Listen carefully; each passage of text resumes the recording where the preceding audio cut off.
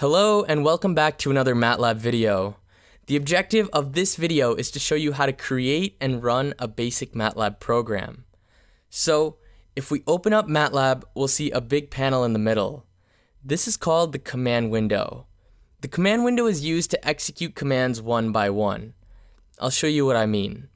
We can create a vector x that goes from 1 to 10. And when I hit enter, this vector is created in our workspace. Or I can create a vector y, which is equal to the square root of x. And when I hit enter, this vector is also created. Or I can even create a plot from these two vectors. And when I hit enter, this figure pops up on the front of my screen. So as we can see, the command window is great if you want to execute commands line by line. But what if you want to execute multiple commands at a time? Well, you can do this by creating a live script. Let's close out of this figure and I'll show you two ways to accomplish this. The first way is to click New and then Live Script. And when you do this, you'll see the Live Editor window pop up on top of the command window. Here, you can type multiple commands without executing them right away.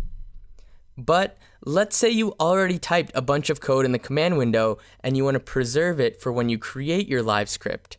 How do you do that? First, go to your command history and highlight all the commands you want to include in your script. I'll pick the 3 that we just typed. Then, right-click these commands and hit Create Live Script. You'll notice that just like before, the live editor pops up on top of the command window, but this time it already has the commands that we highlighted. Now, to run this script, I first have to save my file by going to Save, Save As, and giving it a relevant name. Then I'll go to the top here where it says Run All and hit that button. When I do this, all of the commands in the script are executed. We can see in our workspace that 2 vectors, x and y, were created. And right next to our code, we see the figure that was generated from the plot command. Based on your preference, you can choose whether to have these outputs on the side of your code or in line with your code. These 2 buttons up here will let you switch between the modes. I'll switch to inline mode so you can see what it looks like. Okay, so the program we wrote so far is pretty simple. I want to go through a few tasks that you may use while writing something more complex. Task number 1 is adding comments. Comments will help make your code understandable. Typically, they'll describe what your code is doing. You can add a comment by typing a % and then typing your comment like this. Another way to organize your code is to add sections to it. What do I mean by this? Well, when using live scripts in MATLAB, you don't have to run the entire file. You have the option to run your code section by section. Sections will also visually split up your code, making it easier to read and comprehend. To add a section, I'll type 2 % followed by a space and the name of my section. When I hit enter, we'll see a visual break in the code that separates the section I just created. Let's put a couple of commands here to show you how to run a specific section of code. I'll create a vector x with values 1 to 100, and I'll create another vector y with values 101 to 200. And then I'll plot x, y and make the plot red.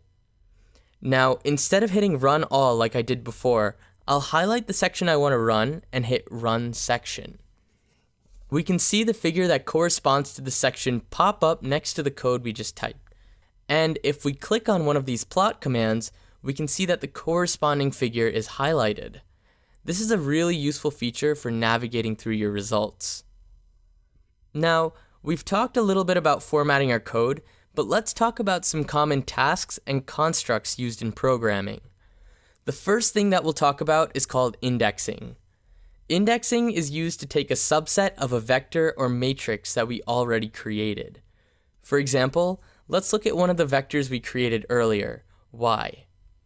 If we open the variable editor, we can see that each element in y takes on a different value.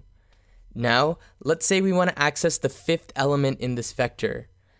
We can type y and then in parentheses 5 to get this number. Or if we want the 7th element, we'll type y parentheses 7 close parentheses. Here's some practical examples of tasks that we can do with indexing. We can create a new variable a, which is equal to the fifth element in y. A equals y of 5. Now our workspace shows that a is equal to the same value as y of 5. Or we can change the fifth element of y to be 100. We'll type y of 5 equals 100, enter. And we can see that after executing this command, the fifth value of y has changed. Okay, one last example. Let's say we want to change the first 5 values of y to be the numbers 6 through 10. We can type y of 1:5 equals, and then in square brackets, 6, 7, 8, 9, 10. When we hit enter, we can see that the first 5 values of y have changed accordingly. So this covers some of the basics of indexing, and the next thing I want to talk about is something called the if-else statement. You'll use an if-else statement if you want to execute a set of commands only if a certain expression is true. This will be more clear with an example. Let's start by writing a statement that takes in a user input. The line of code I just typed is going to ask for input from the user and convert their answer to a string before proceeding. I'll show you what I mean. If we run this section, it asks us, "Did you learn something?" in the command window. Whatever we type as our answer will be stored in the variable user_in as a string. Now that we have our user input, we'll create an if-else statement that determines what to do based on that user's input. So I'll type it all out and then we can go through it. Starting from the top. If the user types y, then the first expression user_in equals y is true and will display hooray!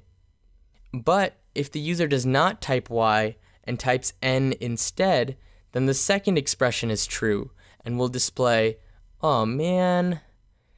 Finally, if the user types anything that's not y or n, we'll display "Please reread the directions."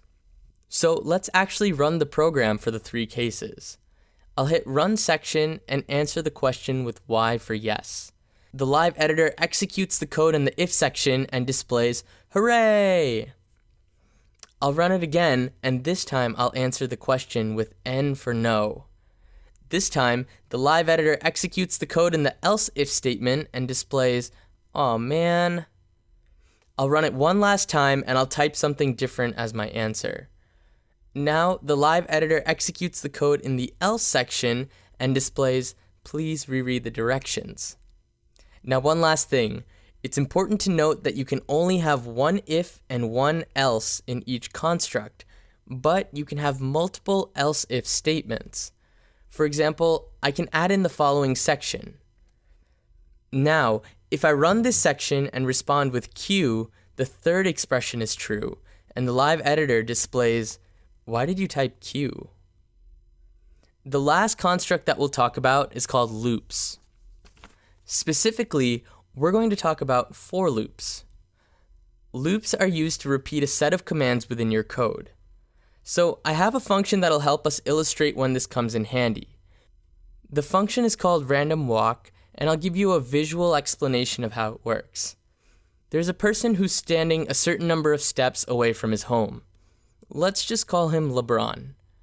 In the function, LeBron flips a coin, and if it lands heads, he takes 1 step towards his home.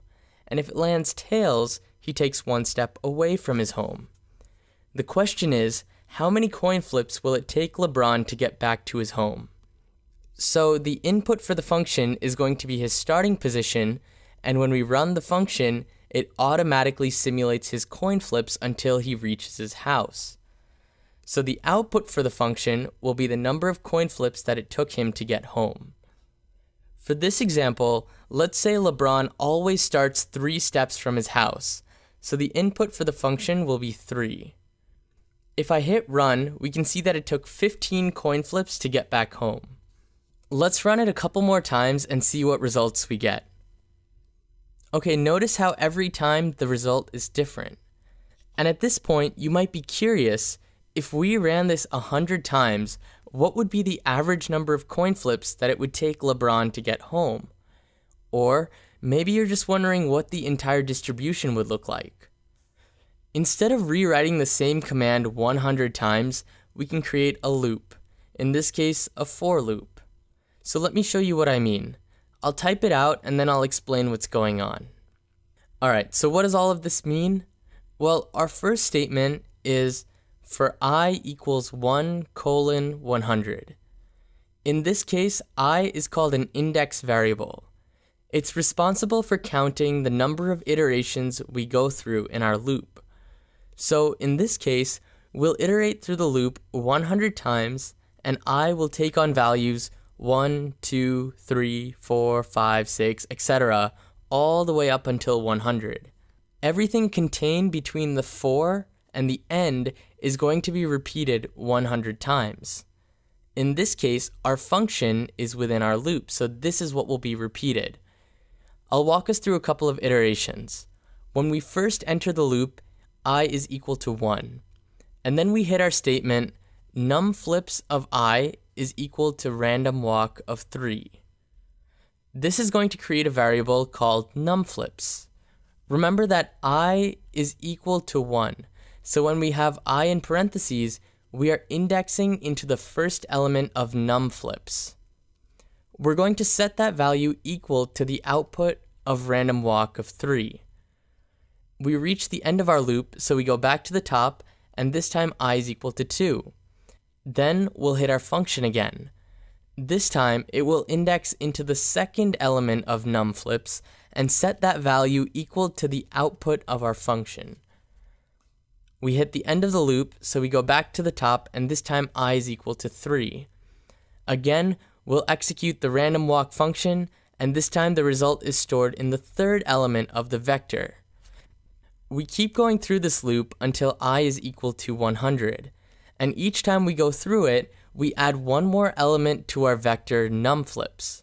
So after 100 iterations, we'll have a vector that has 100 elements in it. So let's go ahead and run this and take a look at the results in the variable editor. Here's our vector with all 100 elements.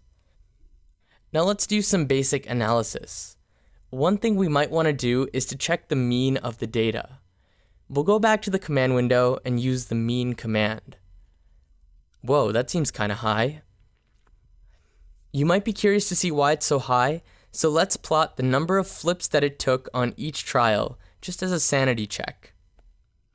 Okay, we can see that some trials took thousands of flips until LeBron got back home, so that's definitely skewing our mean to the higher side. Since we have several large outliers in our distribution, the median may give a better understanding of the data's central tendency. So let's type median of numFlips and see what we get. Okay, that's a little bit closer to what we want. So once we know what kind of analysis we want to do, we can then take those lines and add them to the live editor, and then go ahead and save the program.